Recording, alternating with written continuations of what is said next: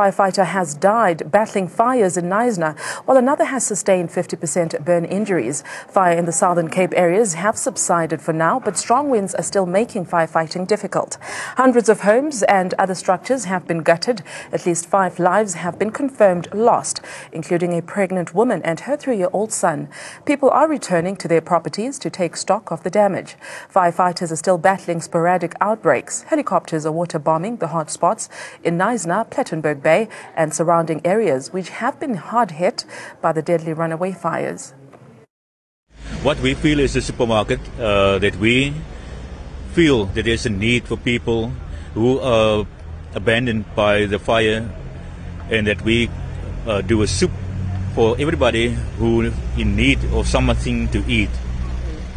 And that's why we feel as a supermarket that we can do that, at least for a community.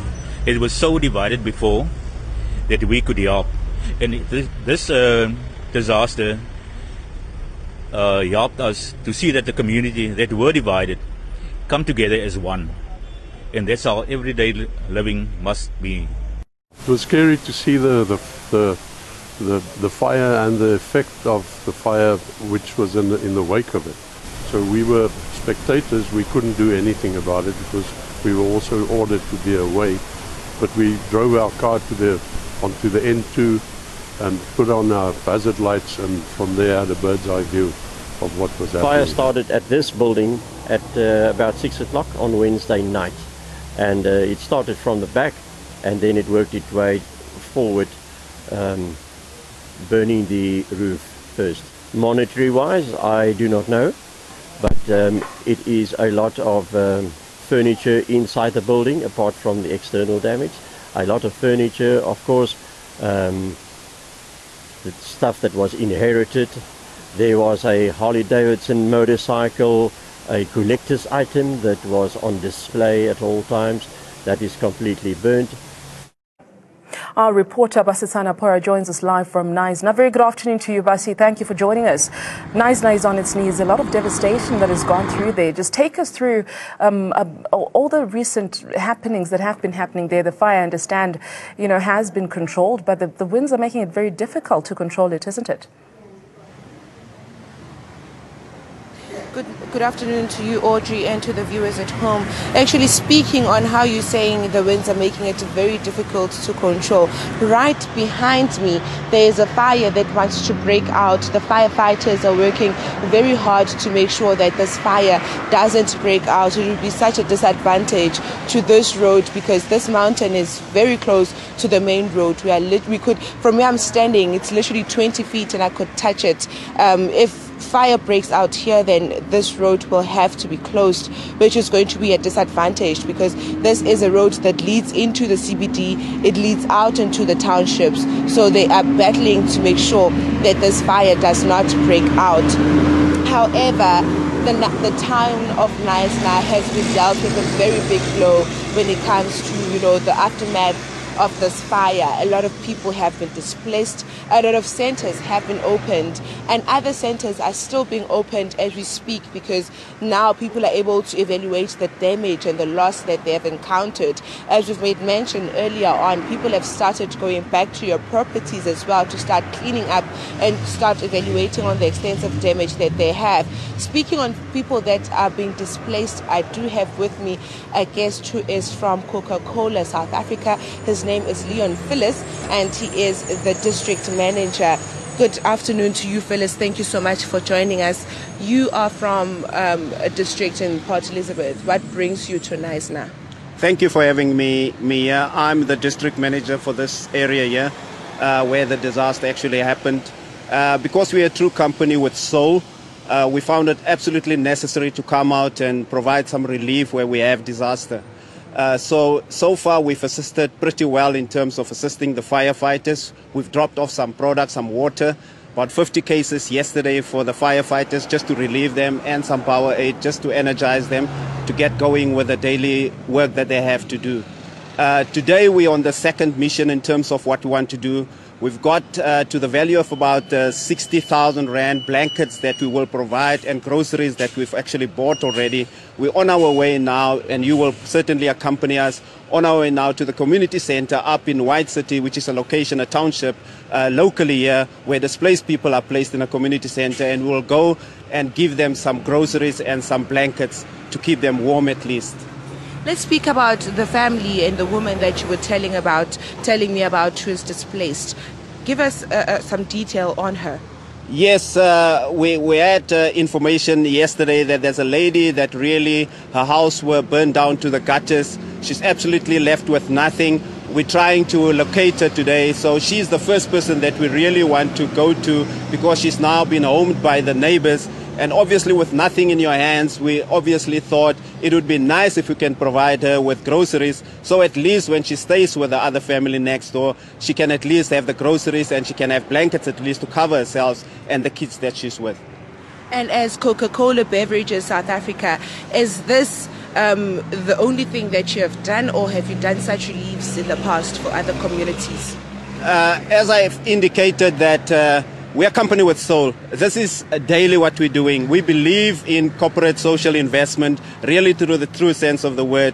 We're always busy with activities where we're busy with communities where we actually do business. We always do this. Last week we've been at a children's home down in PE, where we actually provided some upliftment of the center, where we painted the center and had some fun with the kids there and the woman there that's actually providing for the kids at the center. So this is actually normal for us to do this, and we actually go an extra mile when we have a disaster like this one.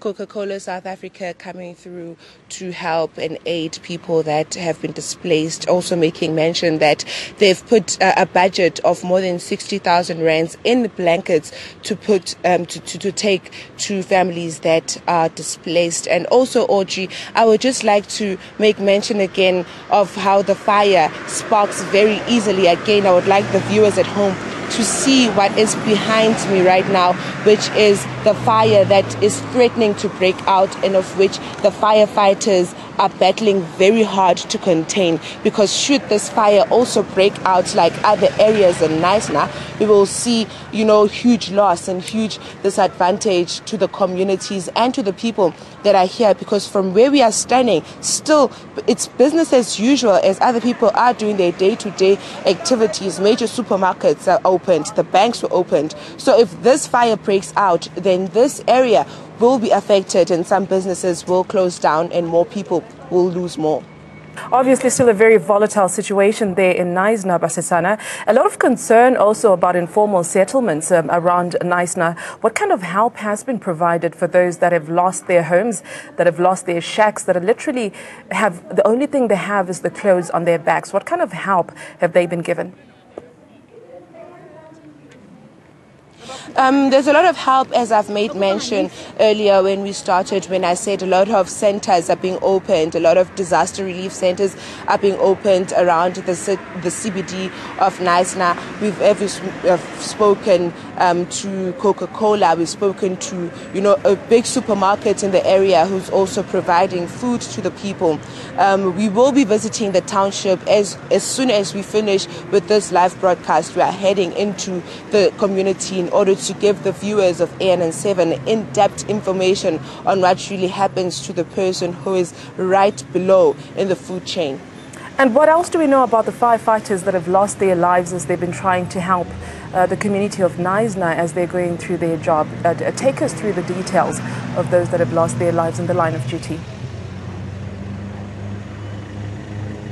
Very sad indeed to know that, a brave man who said he will help his community get through what has happened has lost his life. The firefighters have sustained 70% of burns, third-degree burns to it throughout his body, and unfortunately he could not make it. He was a volunteer, which also, shows that regardless of a lot of volunteers hearing this. There are still volunteers as we speak. I will look just to see if I'm able to see this. Okay, they're quite far, but there are still volunteers in their normal civilian, clothes, trying to help the firefighters that are here currently, with pulling the pipes and getting the fire hoses as up as they can, trying as hard as possible to do work here on the ground. So regardless of having lost a life in the line of duty, people are still coming forward with bravery and helping out to try and contain these fires. And Basetsana, just a recap of the number of residents in Knysna that have been evacuated, that have had to leave their homes.